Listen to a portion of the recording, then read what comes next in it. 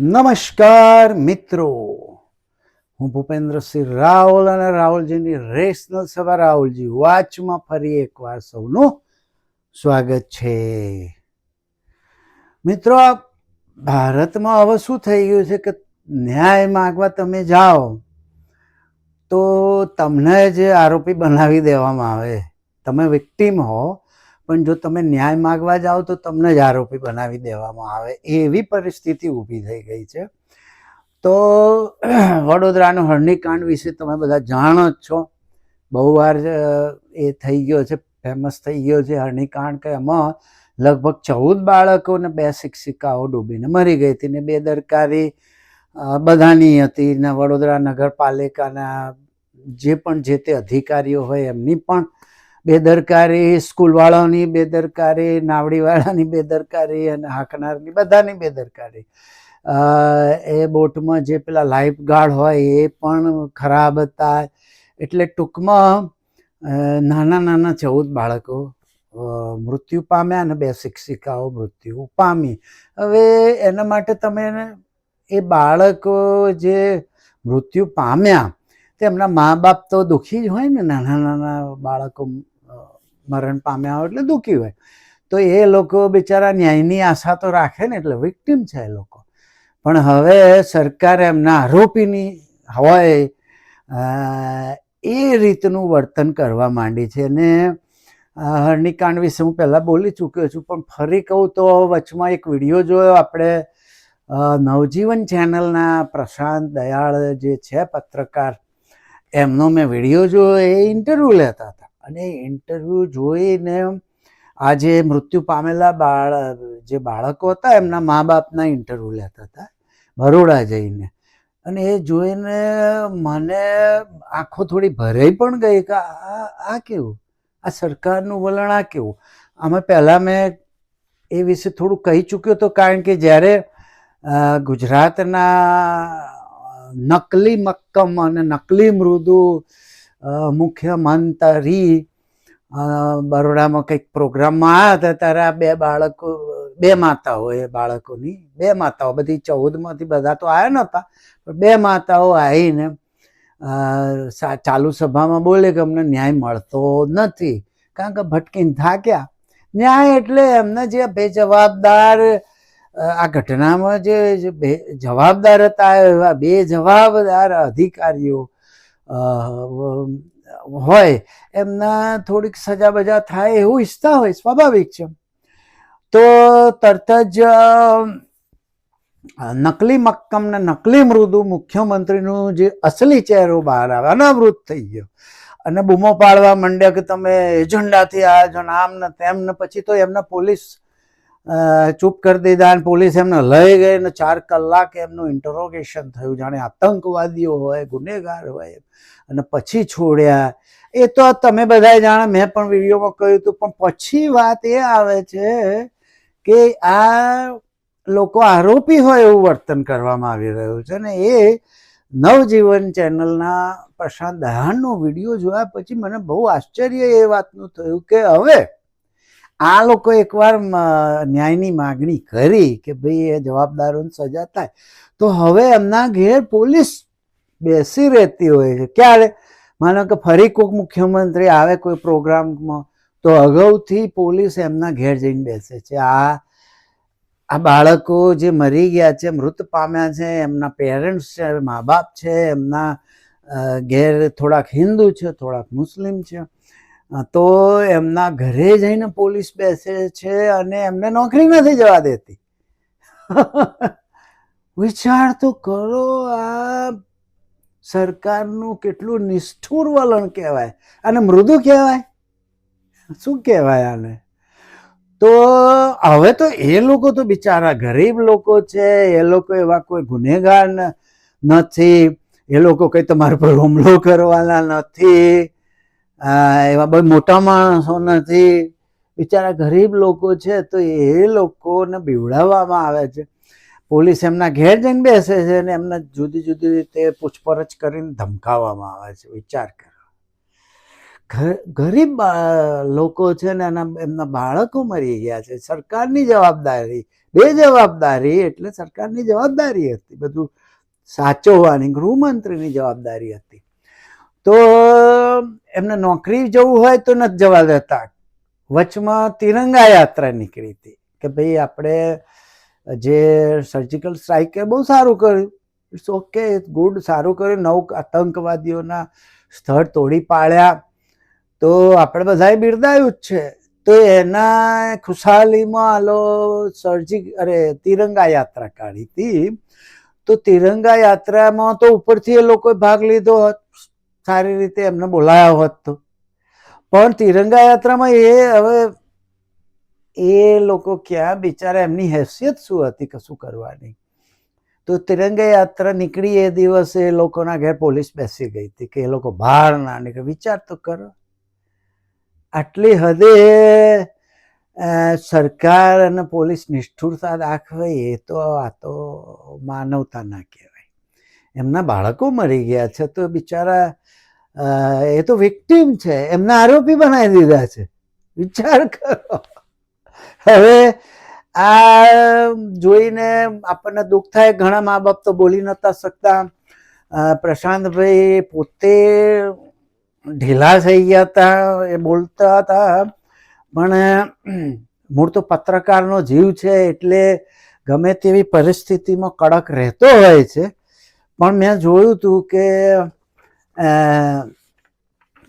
ઢીલા પડી ગયા હતા બોલતા બોલતા. તો મા બાપો બોલી નતા શકતા, એ રડી પડતા હતા, તો એમને પછી જવાબ નતા આપી શકતા, તો એમને બાજુ પર રાખીને બીજાને પૂછવું પડતું હતું. અને સતત પોલીસ એમના ઉપર તપાસ રાખે, કોઈ ગુનેગાર હોય એ આ તો વધારે પડતું થઈ રહ્યું છે. હવે ધરપકડોના દોર ચાલુ થઈ ગયા છે. કશું કોઈ બોલવું ના જોઈએ, વિરોધી અવાજ ના ઉઠવો જોઈએ. પાદરા તાલુકાના સાધી ગામના, આમ પાદરા તાલુકાના જિલ્લા પંચાયતના પૂર્વ પ્રમુખ હતા, કોંગ્રેસના નેતા હતા, અને એમનું નામ ઘનશ્યામ પટેલ. તો એમની પણ ધરપકડ કરવામાં આવી. અને એમને એનું કારણ શું કે એમણે કોઈ તસવીર નીચે લખ્યું હતું કે ભારતમાં AI થી બનાવેલી તસવીર હતી.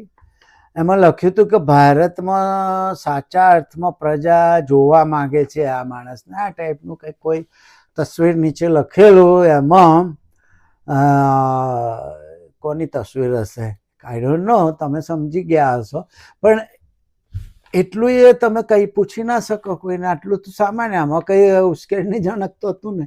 તો એમની ધરપકડ કરવામાં આવી છે. એ તો અમે ટ્રમ્પને બધા ગમે તેમ ગાળો બોલતા હોય, ઉગાડી ગાળો દેતા હોય છે. ઇન્ટરવ્યુમાં, જાહેરમાં તો એ કોઈ પ્રમુખને બુશને ગાળો દેતા હતા લોકો. તો એવી ધરપકડો ના થાય. મને મિસ્ટર પ્રેસિડેન્ટ કરીને કહે એવું સંબોધીને પત્રકારો ગમે એમ સવાલો કરે. એટલે આ એમની ધરપકડ થઈ ગઈ. હરણી કેસની વાત કરી તમે. હવે બીજા હરિયાણાની એક ફેમસ યુનિવર્સિટી છે, અશોક યુનિવર્સિટીના રાજ્યશાસ્ત્રના એક અધ્યાપક છે જે બ્રિટનમાં ભણેલા છે, અલી ખાન મહેમૂદાબાદ. યંગ માણસ છે અને અધ્યાપક છે, પ્રાધ્યાપક છે, પ્રોફેસર છે. તો એમણે એક પોસ્ટ મૂકી હતી, એમના ઉપર FIR થઈ ગઈ છે. હવે એમણે અંગ્રેજીમાં પોસ્ટ મૂકી છે. મને એવું લાગે છે કે હરિયાણા પોલીસ કે એનું જે મહિલા વિભાગ હશે કે જે હોય એને એ દ્વારા એમને FIR નોંધવામાં આવી છે, સમન્સ પાઠવવામાં આવે. મને લાગે છે એમના અંગ્રેજીમાં સમજ નહીં પડી હોય, એવું હસું છું તો. પણ એમણે પોસ્ટ એવી મૂકી છે, આખી પોસ્ટનું તો આપણે વંચાયું નથી. આપણા હેમંત કુમાર શાહે, જે ઇકોનોમિકના અર્થશાસ્ત્રના વિદ્વાન માણસ છે અને લેક્ચરો પણ આપે છે, એમણે એનો અનુવાદ કર્યો છે. એ તમે ફેસબુકમાં શોધીને વાંચી લેજો. પણ થોડાક મુદ્દા કહું તો એમણે આતંકવાદી હુમલાનો જવાબ લશ્કરી પ્રતિભાવ તરીકે આપવામાં આવશે, આવું લખ્યું છે એમણે. પાકિસ્તાનને સંબોધીને લખ્યું છે, આતંકવાદીઓને સંબોધીને લખ્યું છે. આ હું તો આ મારી રીતે ભાવાનુવાદ, ભાવથી જે કહીએ ને ભાવાનુવાદ, એ રીતે કહું છું, આખું નથી કહેતો. લશ્કર આતંકવાદીઓ અને બિન રાજ્યકર્તાઓની પાછળ સંતાય નહીં, એવું પણ એમણે લખ્યું છે. ભારતના લશ્કરે નાગરિક મથકો પર અને લશ્કરી મથકો ઉપર એ ટાઈપના હુમલા નથી કર્યા. આ પોસ્ટમાં શું ખોટું છે ભાઈ? હકીકત છે ને. ભારતે પાકિસ્તાનના નાગરિક સ્થળો પર હુમલા નથી કર્યા, કારણ કે લોકોનો આમાં બહુ વાંક ના હોય, લોકોને નુકસાન ના થવું જોઈએ એવું એવા પુરવઠા સ્થળો કે એના ઉપર કર્યા જ નથી. તમે એટલે એમણે પાકિસ્તાનના લશ્કરીઓને સરકારને સંબોધીને લખ્યું છે કે તમે આતંકવાદી સમસ્યા નહીં ઉકેલો તો અમે ઉકેલું. આવી રીતે આતંકવાદી સ્થળો ઉપર કે એમના ટ્રેનિંગ કેમ્પો ઉપર હુમલા કરીને અમે ઉકેલીશું, તમે નહીં ઉકેલો. આમાં શું ખોટું લખ્યું છે એમણે? આ ટાઈપનું એમણે લખ્યું છે. પછી એમણે યુદ્ધથી થતા નુકસાન વિશે લખ્યું છે. વોર વિરુદ્ધ ના બોલાય એવું તો છે નહીં. અને યુદ્ધ તો ભારતે કર્યું નથી. ભારતે યુદ્ધ કર્યું નથી. ભારતે આતંકવાદી સ્થળ જે ટ્રેનિંગ કેમ્પો હતા એની ઉપર સ્ટ્રાઇક કરી છે, એર સ્ટ્રાઇક કરી છે. કોઈ હુમલો તો કર્યો નહીં, યુદ્ધ તો કર્યું નથી. એટલે વોરથી થતા નુકસાન વિશે એમણે થોડુંક લખ્યું છે. પછી કર્નલ સોફિયાની પ્રશંસા કરી આપણા જમણેરી લોકોએ. તો એ લોકોએ પછી સારી વાત છે, તો એ લોકોએ મોબ લિન્ચિંગ અને બુલડોઝર ગેરકાયદે સુપ્રીમ કોર્ટે પણ ના પાડી છે કે આવી રીતે બુલડોઝરો ના ચલાવાય. તો એના વિશે પણ બોલવું જોઈએ. આ ટાઈપની થોડીક વાતો કરી છે એમણે. મોબ લિન્ચિંગ વિશે બી બોલવું જોઈએ ને આ ટાઈપના. હવે એમની પોસ્ટમાં જરાય દેશ વિરોધી કે લશ્કરને શું કહેવાય માનહાનિ થાય કે એવું કોઈ જ એમણે એક શબ્દ વાપર્યો. ઉપરથી લશ્કરની એમણે સરાહના કરી છે. એમણે આ એર સ્ટ્રાઇક ના વિરુદ્ધમાં બોલ્યા નથી. વોરના એમણે થોડાક ગેરફાયદા જણાયા છે, તો સ્વાભાવિક છે. તો મેં પણ વિડીયોમાં કહ્યું હતું કે વોર વિરુદ્ધ કેમ ના બોલાય.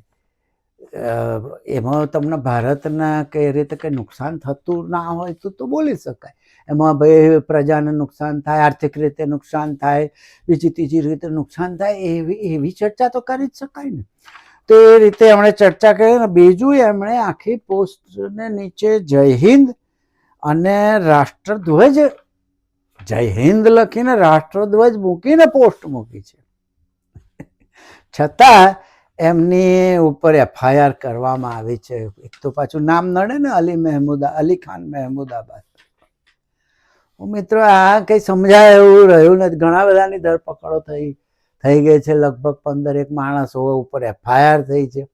નેહા સિંઘને તો હેરાન કરવામાં આવી જ રહી છે. નેહા સિંઘને IT સેલ દ્વારા સતત એનું ચરિત્ર હનન કરવામાં આવી રહ્યું છે. એને કોઈ પોર્ન સ્ટાર જોડે સરખાવવામાં આવી રહી છે. એના ખોટા એના ઉપર આક્ષેપો કરવામાં આવી રહ્યા છે. અને બહુ જ ખોટી રીતે એને ગંદી રીતે એનું ચારિત્ર હનન કરવામાં આવી રહ્યું છે. આનાથી તમે જુઓ કે IT સેલની જે માનસિકતા છે એ છતી થઈ જાય છે. આ લોકો અનાવૃત થઈ રહ્યા છે. આ લોકો પોતે જ અનાવૃત થઈ રહ્યા છે. એમની અસલી માનસિકતા બતાવી રહ્યા છે કે અમે કેવા છીએ, કેટલા ગંદા અને કેટલા વિકૃત માણસના છીએ કે એક છોકરી જ્યારે અવાજ ઉઠાવે છે ત્યારે એને બધી જ રીતે ચારે બાજુથી એનું આમ ચારિત્ર હનન કરવામાં આવી રહ્યું છે. પણ એ તો કંઈ હાલ તો હિંમત ડગે એવી છે નહીં. પણ આ તમે જુઓ, પેલા પટેલ છે, શું કહેવાય, ઘનશ્યામભાઈ પટેલે એમની ધરપકડ કરી. FIR તો ઠીક, ધરપકડ કરી.